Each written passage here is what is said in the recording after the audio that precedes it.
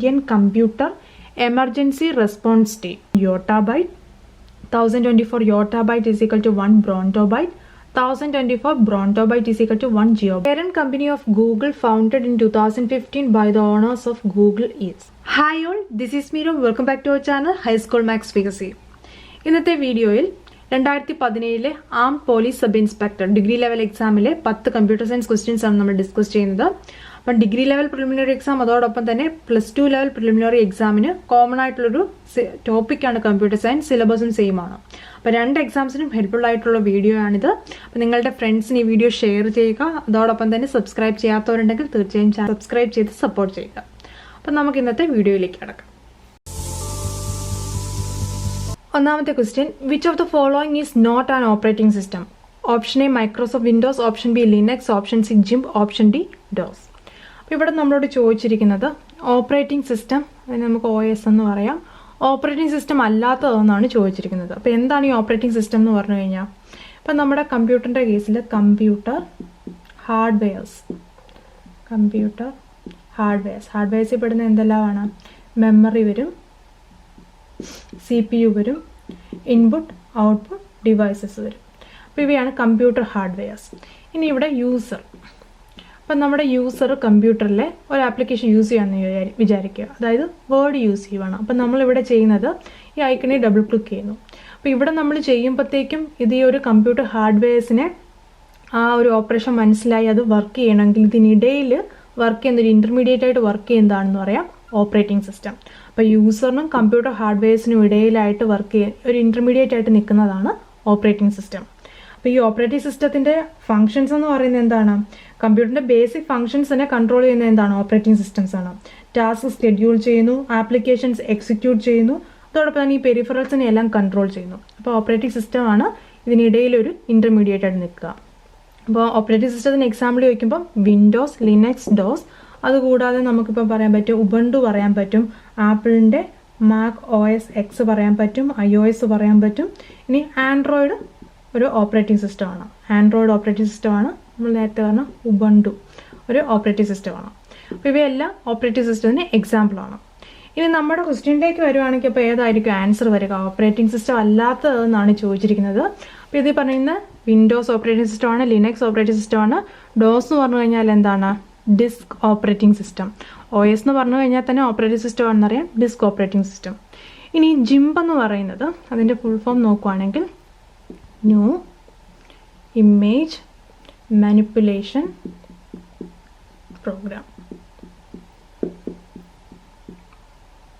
ഇതാണ് GIMP, new image manipulation program. അതായത് ഇതൊരു ഗ്രാഫിക്സ് എഡിറ്റർ ആണ്. ഗ്രാഫിക്സ് ഡിസൈനായിട്ട് ഇമേജ് മാനിപ്പുലേഷൻ, ഇമേജിൻ്റെ ഡിസൈൻസ്, ഇമേജിൻ്റെ പ്രോസസ്സിങ്ങിനായിട്ടൊക്കെ യൂസ് ചെയ്യുന്ന ഒരു ഗ്രാഫിക് എഡിറ്റർ ആണ് GIMP, new image manipulation program.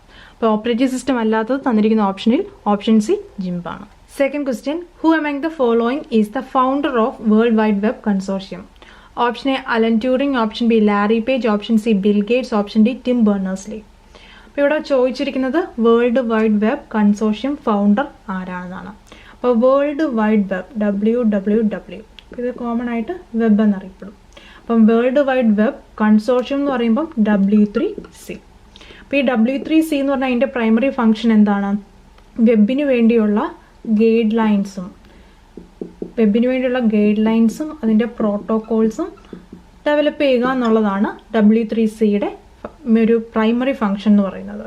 അപ്പോൾ ഈ W3Cയുടെ ഫൗണ്ടർ ആരാന്ന് ചോദിക്കണം. അപ്പം വെബിൻ്റെ വേൾഡ് വൈഡ് വെബിൻ്റെ ഫൗണ്ടർ എന്ന് പറഞ്ഞാലും W3Cയുടെ ഫൗണ്ടറും ടിം ബെർണേഴ്സ്-ലീ ആണ്.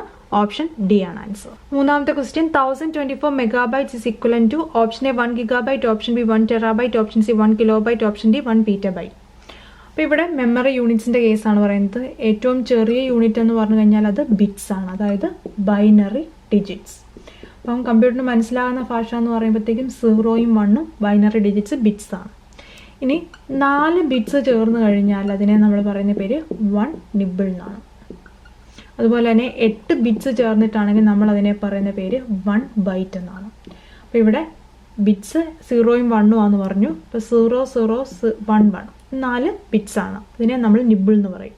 ഇതിൻ്റെ കൂടെ ഇവിടെ 0 0 0 1 ഇത്രയും വന്നപ്പോൾ 8 ബിറ്റ്സായി. ഇതിനെ നമ്മൾ 1 ബൈറ്റ് എന്ന് പറയും. അപ്പോൾ ഇനി നമുക്കിതിൻ്റെ ബാക്കി മെമ്മറി യൂണിറ്റ്സ് നോക്കാം, അതിനുശേഷം ഈ ആൻസർ ചെയ്യാം. മെമ്മറി യൂണിറ്റ്സ് ആണിത്. നമ്മൾ പറഞ്ഞു ഏറ്റവും ചെറിയ യൂണിറ്റ് ബിറ്റ്സ് 0-1, 4 ബിറ്റ്സ് ചേർന്നാൽ 1 നിബിൾ, 8 ബിറ്റ്സ് ചേർന്നാൽ 1 ബൈറ്റ്. ഇനി ബൈറ്റിൻ്റെ ബേസ് ചെയ്ത് പറയുകയാണെങ്കിൽ 1024 ബൈറ്റ്സ് ചേർന്ന് കഴിഞ്ഞാൽ 1024 ബൈറ്റ്സ്, അതായത് 1024 ബൈറ്റ്സ് ചേർന്നാൽ അത് 1 കിലോബൈറ്റ് ആണ്, 1 KB ആണ്. അപ്പം എക്സാക്ട് നമ്പർ 1024 ആണ്. അപ്പോൾ ചിലയിടത്ത് 1000 ബൈറ്റ്സ് എന്ന് കാണാറുണ്ട്, പക്ഷേ എക്സാക്ട് വാല്യൂ 1024 ആണ്. അപ്പോൾ 1024 ബൈറ്റ്സ് ചേരുന്നത് 1 കിലോബൈറ്റ്. ഇനി 1024 കിലോബൈറ്റ് ചേരുന്നത് 1 megabyte, 1024 megabyte 1 gigabyte, 1024 gigabyte 1 terabyte. ഇനി 1024 ടെറാബൈറ്റ് ചേർന്നാൽ 1 petabyte, 1024 petabyte is equal to 1 exabyte, 1024 exabyte is equal to 1 zettabyte, 1024 zettabyte is equal to 1 yottabyte, 1024 yottabyte is equal to 1 brontobyte, 1024 brontobyte is equal to 1 geobyte. അപ്പോൾ ഇപ്പോഴത്തെ ഏറ്റവും വലിയ memory unit എന്ന് പറയുന്നത് ജിയോബൈറ്റ് ആണ്. അപ്പോൾ ഇത്തരത്തിൽ നിന്നാണ് നമ്മളോട് ചോദിക്കാനായിട്ട് സാധ്യതയുള്ളത്. അപ്പോൾ നമ്മളോട് ചോദിച്ചതും മെഗാബൈറ്റും ഗിഗാബൈറ്റും തമ്മിലുള്ള റിലേഷനാണ്. 1024 മെഗാബൈറ്റ് എന്ന് പറഞ്ഞാൽ 1 ഗിഗാബൈറ്റ് ആണ്.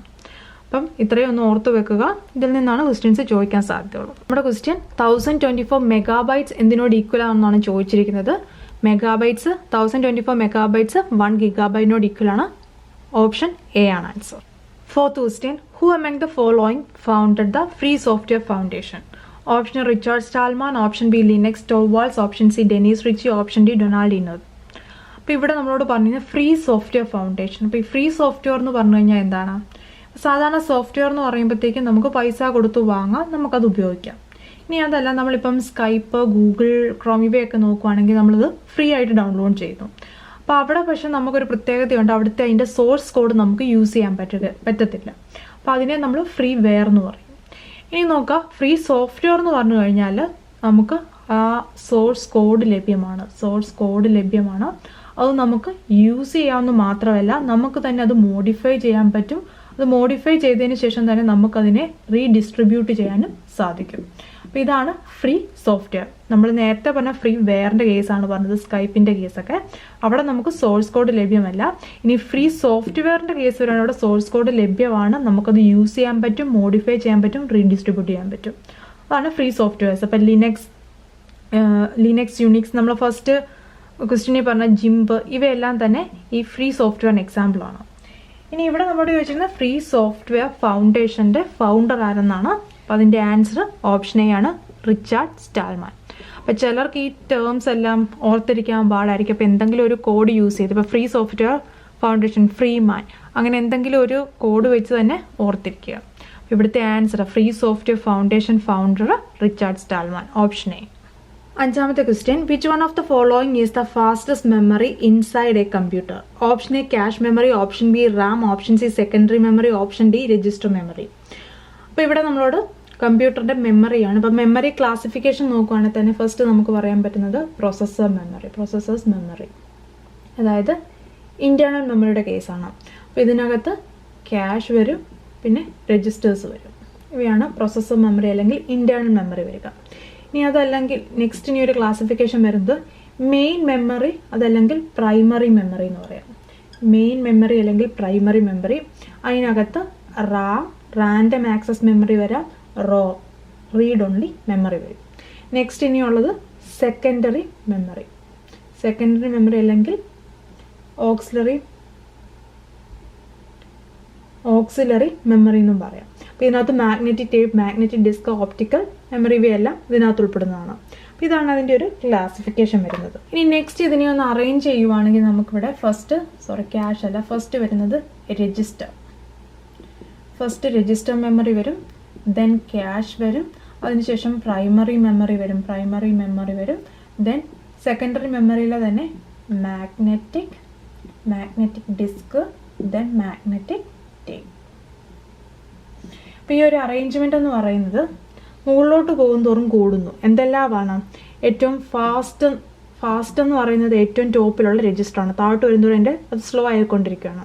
അതോടൊപ്പം തന്നെ ഈ സ്മോൾ എന്ന് ഉദ്ദേശിക്കുന്നത് ഇതിനകത്ത് അത് സ്റ്റോർ ചെയ്യാനുള്ള കപ്പാസിറ്റിയാണ് ഉദ്ദേശിക്കുന്നത്. ഇത് ചെറുതാണ്, ഇതിനകത്ത് സ്റ്റോർ ചെയ്യാനുള്ള കപ്പാസിറ്റി കുറവാണ്. Then expensive. അപ്പോൾ ഇതിൽ നിങ്ങൾ മനസ്സിലാക്കേണ്ടത് ഈ ആരോ കാണിച്ചിരിക്കുന്നത് ഏറ്റവും ഫാസ്റ്റ് എന്ന് പറയുന്ന രജിസ്റ്റർ മെമ്മറി, പിന്നെ ക്യാഷ്, പിന്നെ പ്രൈമറി മെമ്മറി, റാമും റോമും, magnetic disk, magnetic tape. Small എന്നുള്ളത് ഇത് സ്റ്റോർ ചെയ്യാനുള്ള കപ്പാസിറ്റിയാണ് പറയുന്നത്. ഏറ്റവും കുറവാണ് രജിസ്റ്റർ എന്ന്, എക്സ്പെൻസീവ് ആണ് രജിസ്റ്റർ. ഇനി ഇതിൻ്റെ എല്ലാം ഓപ്പോസിറ്റ് പറയുകയാണെങ്കിൽ എന്താണ്? സ്ലോ. സ്മോൾ എന്നുള്ളത് ഇവിടെ ലാർജ് കപ്പാസിറ്റി വരും. Large capacity. എക്സ്പെൻസീവിന് പകരം ലോവർ കോസ്റ്റ് വരും. Lower cost. അതായത് ഇതിലേറ്റവും സ്ലോ എന്ന് പറയുന്നത് എന്താണ്? ഈ ആരോ കാണിച്ചിരിക്കുന്ന ഈ ഭാഗത്തെ മാഗ്നറ്റിക് ടേപ്പാണ്. ലാർജ് കപ്പാസിറ്റിയാണ് മാഗ്നറ്റിക് ടേപ്പിന്, ലോവർ കോസ്റ്റ് ആണ്. അപ്പം ഇവിടെ നമ്മുടെ ക്വസ്റ്റ്യൻ എന്തായിരുന്നു? Fastest memory inside a computer. ഇതിലേത് വരും? ക്യാഷ് ആണോ രജിസ്റ്റർ ആണോ? രജിസ്റ്റർ മെമ്മറി വരും. ഓപ്ഷൻ ഡി ആണ് ആൻസർ. ആറാമത്തെ question, which of the following is not an input device of a computer system? Option A keyboard, option B mouse, option C printer, option D microphone. അപ്പോൾ ഇവിടെ പറഞ്ഞിരിക്കുന്നത് computer സിസ്റ്റത്തിനകത്തെ input device അല്ലാത്തതെന്നാണ്. Simple question ആണ്. Input എന്നുള്ളത് ഇന്ന് കാണുമ്പോൾ തന്നെ അറിയാം എന്താണ്? കമ്പ്യൂട്ടറിനുള്ളിലേക്ക് ഡേറ്റ കൊടുക്കുന്നത്. ഔട്ട്പുട്ട് ഡിവൈസ് എന്ന് പറയുമ്പോഴത്തേക്കും കമ്പ്യൂട്ടറിൽ നിന്ന് പുറത്തേക്ക് നമുക്ക് ഡേറ്റ തരുന്നത്. അപ്പോൾ ഇവിടെ നോക്കിയേ, ഇൻപുട്ട് ഡിവൈസ് എന്ന് പറയുമ്പോൾ ഇവിടെ ഇതിനകത്ത് കീബോർഡ്, മൗസ്, മൈക്രോഫോൺ, ഇത് മൂന്നും. കീബോർഡ് എന്ന് പറഞ്ഞാൽ നമ്മൾ ടൈപ്പ് ചെയ്ത് കമ്പ്യൂട്ടറിലേക്ക് ഡേറ്റ കൊടുക്കുന്നു. മൗസും ഇൻപുട്ട് ഡിവൈസ് തന്നെയല്ലേ? മൗസ് വഴിയായിട്ട് നമ്മൾ ഡേറ്റ കമ്പ്യൂട്ടറിലേക്കാണ് കൊടുക്കുന്നത്. മൈക്രോഫോൺ എന്ന് പറയുമ്പോൾ നമ്മൾ സൗണ്ട് കമ്പ്യൂട്ടറിലേക്ക് കൊടുക്കുന്നു. അപ്പോൾ പ്രിന്റർ ആണ് ഇതിലെ ഔട്ട്പുട്ട് ഡിവൈസ്. ഓപ്ഷൻ സി ആണ് answer. Seventh question, which among the following is the agency designated to respond to incidents related to computer security in India as part of the Information Technology Amendment Act 2008? Option A CERT in, option B NCB, option C NIA, option D CBI. അപ്പോൾ ക്വസ്റ്റ്യനിൽ പറഞ്ഞിരിക്കുന്നത് information technology amendment act 2008 base ചെയ്ത് ഇന്ത്യയിലൊരു computer security incident ഉണ്ടായിക്കഴിഞ്ഞാൽ അതിന് respond ചെയ്യാൻ വേണ്ടി designate ചെയ്തിരിക്കുന്ന agency ഏതെന്നാണ്. Option A ആണ് answer. CERT in, the Indian computer emergency response team. അപ്പോൾ ഇവിടെ ഇവിടെ പറഞ്ഞിട്ടുണ്ട് ഏത് ആക്ട് ആണെന്നുള്ളത്. IT act 2008 under section 70B. ഇതോടെ ഓർത്ത് വെക്കുക, അണ്ടർ സെക്ഷൻ 70B. അപ്പോൾ ഇവിടെ നമ്മുടെ ഈ ഒരു ഇന്ത്യൻ കമ്പ്യൂട്ടർ എമർജൻസി റെസ്പോൺസ് ടീമിൻ്റെ അതിൻ്റെ ഒരു ഉപയോഗം എന്താ, അത് ചെയ്യേണ്ട കാര്യം എന്താണ്? റെസ്പോണ്ട് ചെയ്യുക. കമ്പ്യൂട്ടർ സെക്യൂരിറ്റി ഇന്ത്യയിൽ, കൺട്രിയിൽ എവിടെയെങ്കിലും ഒരു കമ്പ്യൂട്ടർ സെക്യൂരിറ്റി ഇൻസിഡൻറ്റ് ഉണ്ടായിക്കഴിഞ്ഞാൽ അത് റെസ്പോണ്ട് ചെയ്യുക. അതോടൊപ്പം തന്നെ എഫക്റ്റീവ് ആയിട്ടുള്ളൊരു സൈബർ സെക്യൂരിറ്റി സിസ്റ്റം പ്രൊമോട്ട് ചെയ്യുക. അപ്പം ഇവിടെ നമുക്ക് വേണ്ടത് ഏജൻസി ഏതെന്നായിരുന്നു? CERT in, the Indian computer emergency response team. Which of the following is used as a language for designing web pages? HTTP, HTML, SSL, SMTP. അപ്പോൾ ഇവിടെ നമ്മളോട് ചോദിച്ചിരിക്കുന്നത് വെബ് പേജസ് ഡിസൈൻ ചെയ്യാൻ യൂസ് ചെയ്യുന്ന ലാംഗ്വേജ്. വെബ് പേജസ് എന്ന് പറഞ്ഞു കഴിഞ്ഞാൽ നമ്മൾ ഓരോ വെബ്സൈറ്റിൽ കാണപ്പെടുന്ന പേജസിൻ്റെ വെബ് പേജസ് എന്നാണ് പറയുക. അപ്പോൾ അതിനകത്ത് ടെക്സ്റ്റ് ബോക്സ് വേണം, അടുത്ത ഇവിടെ ഹെഡിങ് വേണം, ഡ്രോപ്പ് ഡൗൺ വേണം. ഇതേ രീതിയിൽ ഇതിനെ ഡിസൈൻ ചെയ്യാൻ വേണ്ടി യൂസ് ചെയ്യുന്ന ലാംഗ്വേജ് HTML ആണ്. അപ്പോൾ HTML ആണ് വെബ് പേജസ് ഡിസൈൻ ചെയ്യുന്ന ലാംഗ്വേജ്. ഇനി HTMLൻ്റെ ഫുൾ ഫോമും കൂടെ അറിഞ്ഞിരിക്കണം, ചിലപ്പോൾ അതും ചോദിച്ചു കണ്ടിട്ടുണ്ട്. Hyper text markup language. Hyper text markup language. അപ്പം HTML hyper text markup language ആണ് ഡിസൈനിങ് വെബ് പേജ് ഡിസൈൻ ചെയ്യാൻ വേണ്ടി യൂസ് ചെയ്യുന്നത്. 9ാമത്തെ question, in binary number system decimal number 16 is represented as. നമുക്ക് 4 ഓപ്ഷൻസ് വന്നിട്ടുണ്ട്. അപ്പോൾ ഇവിടെ നമ്പർ സിസ്റ്റം, ബൈനറി നമ്പർ സിസ്റ്റത്തിൽ ഈ ഡെസിമൽ നമ്പർ 16 എങ്ങനെ കാണിക്കാവുന്നതാണ്, റെപ്രസെൻറ്റ് ചെയ്യാവുന്നതാണ് ചോദിച്ചിരിക്കുന്നത്. അപ്പോൾ ഈ number system binary, octal, decimal, hexadecimal number system, അതിൻ്റെ റാഡിക്സ് അല്ലെങ്കിൽ ബേസ്, അതോടൊപ്പം തന്നെ അതിൻ്റെ കൺവേർഷൻ, ഇത് നമ്മളൊരു വീഡിയോ ചെയ്തിട്ടുണ്ട്. അപ്പോൾ പലർക്കും ഇതൊരു സിമ്പിൾ ടോപ്പിക് ആയിരിക്കും. പക്ഷേ ഇനി ആവശ്യമുള്ളവരുണ്ടെങ്കിൽ നമ്മുടെ ഡിസ്ക്രിപ്ഷൻ ബോക്സിൽ ഫസ്റ്റ് നമ്മൾ അതിൻ്റെ ലിങ്ക് കൊടുക്കുന്നതാണ്. അപ്പോൾ നിങ്ങൾക്ക് ആവശ്യമുണ്ടെങ്കിൽ നിങ്ങൾക്ക് ഇവിടെ ചെക്ക് ചെയ്യാവുന്നതാണ്. അപ്പോൾ ഇവിടെ ചോദിച്ചിരിക്കുന്നത് ബൈനറി നമ്പർ സിസ്റ്റത്തിൽ ഡെസിമൽ നമ്പർ 16 എങ്ങനെ റെപ്രസെൻറ്റ് ചെയ്യാമെന്നാണ്. ഇപ്പോൾ ചിലർക്ക് ഹെക്സാഡെസിമൽ നമ്പർ സിസ്റ്റം അനുസരിച്ച് 15 എന്ന് പറയുന്നത് F ആണ്. Fനെ നമ്മൾ കാണിക്കുന്നത്, റെപ്രസെൻറ്റ് ചെയ്യുന്നത് അതിന് കറസ്പോണ്ടിങ് ആയിട്ട് 111 ആണെന്ന് അറിയായിരിക്കും. അപ്പം ഇങ്ങനെ അറിയാവുന്നവർക്ക് 16 കാണാൻ വേണ്ടി എന്ത് ചെയ്താൽ മതി? ഇതിൻ്റെ കൂടെ 1 കൂടെ ആഡ് ചെയ്താൽ മതി. 1 + 1 0 വന്നു, ക്യാരി 1, 1 + 1 0 വന്നു, ക്യാരി 1, 1 + 1 0 വന്നു, ക്യാരി 1, 1 + 1 0, ക്യാരി ഇവിടെ ആഡ് ചെയ്തു. അപ്പം നമുക്ക് ആൻസർ ഓപ്ഷൻ ഡി ആണെന്ന് കിട്ടും. ഇനി ഇതല്ലെങ്കിൽ നമ്മൾ എങ്ങനെയാണ് നോർമൽ മെത്തേഡിൽ ഒരു ഡെസിമൽ നമ്പറിനെ ബൈനറിയിലേക്ക് കൺവേർട്ട് ചെയ്യുന്നത്? അപ്പോൾ നമ്മൾ ചെയ്യുന്ന മെത്തേഡ് ഇതാണ്. 16നെ 2 കൊണ്ട് ഡിവൈഡ് ചെയ്യും.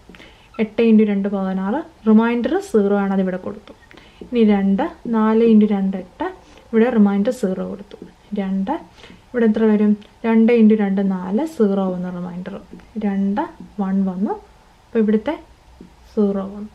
ഇനി നമ്മളിവിടെ എഴുതുക എങ്ങനെയാണ്? ഈ രീതിയിൽ. ഫസ്റ്റ് നമ്മൾ എഴുതുന്ന 1 ആണ്, ദെൻ 0 0 0 0. ഈ രീതിയിലും കണ്ടെത്താം. അപ്പോൾ ഓർക്കുക, തന്നിരിക്കുന്ന ഡെസിമൽ നമ്പറിനെ നമ്മൾ 2 കൊണ്ട് ഡിവൈഡ് ചെയ്തു. അതിനുശേഷം ഇവിടെ റിമൈൻഡർ ആണ് എഴുതിയിരിക്കുന്നത്. റിമൈൻഡർ എഴുതി കഴിഞ്ഞ് 0 0 0 0 1 എന്ന് എഴുതി കഴിഞ്ഞാൽ തെറ്റിപ്പോകും. ഇവിടെ നിന്ന് സ്റ്റാർട്ട് ചെയ്ത് എഴുതണം. 1 0 0 0 0. ഓപ്ഷൻ ഡി ആണ് ആൻസർ. അപ്പോൾ ഇന്നത്തെ last question, 10th question. The parent company of Google founded in 2015 by the owners of Google is? Option A Amazon, option B Alphabet incorporate, option C Netflix, option D Sam.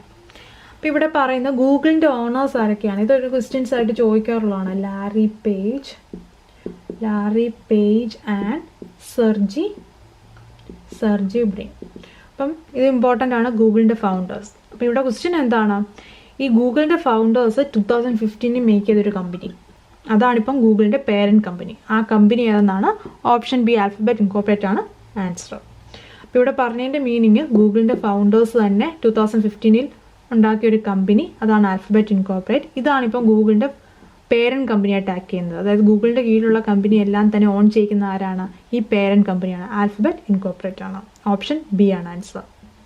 അപ്പോൾ ഇന്ന് നമ്മൾ 10 questions ആണ് discuss ചെയ്തത്. അപ്പോൾ എല്ലാവർക്കും questions മനസ്സിലായെന്ന് വിചാരിക്കുന്നു. അപ്പോൾ ക്ലാസ്സിനെ കുറിച്ചുള്ള അഭിപ്രായങ്ങൾ കമൻസ് ആയിട്ട് അറിയിക്കുക. അപ്പം കൂടുതൽ ക്ലാസ്സുകൾ വേണമെങ്കിൽ നിങ്ങൾക്ക് കമൻസിലൂടെ അറിയിക്കാവുന്നതാണ്. ഇതോടൊപ്പം നിങ്ങളുടെ ഫ്രണ്ട്സിൻ്റെ ചാനൽ ഷെയർ ചെയ്യുക. നമുക്ക് അടുത്ത വീഡിയോയിൽ കാണാം. ബൈ.